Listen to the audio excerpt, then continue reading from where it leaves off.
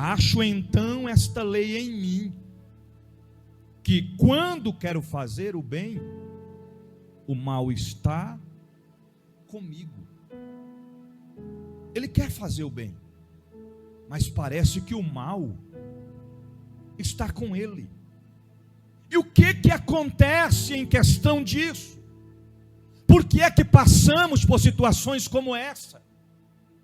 Irmão, o pecado nunca vai chegar se apresentando: my name is pecado. Não vai. Ele vai chegar devagarzinho. E ele não tem pressa.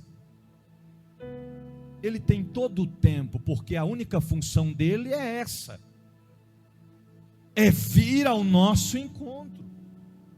É por isso que cabe a cada um de nós vigilância. Nós estamos aqui dentro do templo. Se uma irmã passar aqui, subir as escadarias lá para cima, sozinha, eu devo ir depois? Por quê? Vigilância. Só se for minha esposa. Mas tem gente que gosta de se aventurar. Vou dar uma olhadinha se tem teia de aranha lá em cima. A irmã subiu e ele sobe atrás. Você está entendendo? A irmã está saindo sozinha no carro, dirigindo. Aí ele encosta lá e diz: irmã, tu podes me dar uma carona, santa? Tu estás indo para onde? Ela diz: eu estou indo para o Gama. Disse: eu vou para onde você me levar. Estou disponível. Falta vigilância. Porque o pecado ele vai entrando. E na maioria das vezes pecamos sem nem perceber.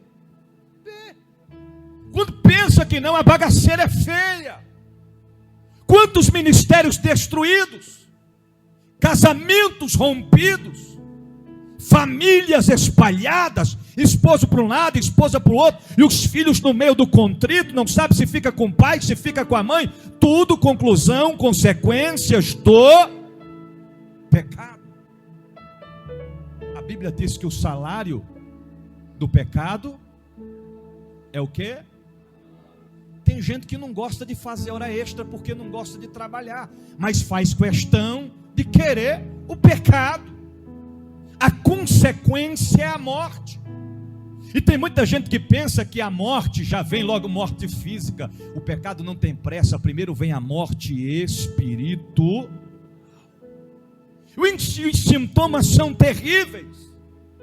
Toda pessoa, quando se afasta da vontade e dos princípios de Deus, ela começa a ter atitudes que saem de dentro dos padrões bíblicos, da vontade de Deus. Porque nós precisamos entender que quando nós falhamos, o que nós devemos fazer é se arrepender, confessar e deixar. Não é se arrepender e omitir. Não é se arrepender e abafar. Não é se arrepender e esconder. Está cheio de crente se autodisciplinando. Irmão, eu já pastoreei igreja, obreiro, estou falando de obreiros, obreira, que disse: eu estou 2 meses de banco. Olhei e falei: como assim, rapaz? O pastor é eu. Se tem alguém que tem que determinar o tempo, é o pastor. Ele vai orar e pedir direção a Deus. Mas tem crente que se disciplina, se dá tempo. Não pode. Você tem um pastor, o líder espiritual que está sobre a sua vida. E glória a Jesus que nós não vivemos a época que eu era ainda criança, irmão. Que maravilha. Porque hoje em dia você chega para o pastor, estou falando de pastores que são homens de Deus.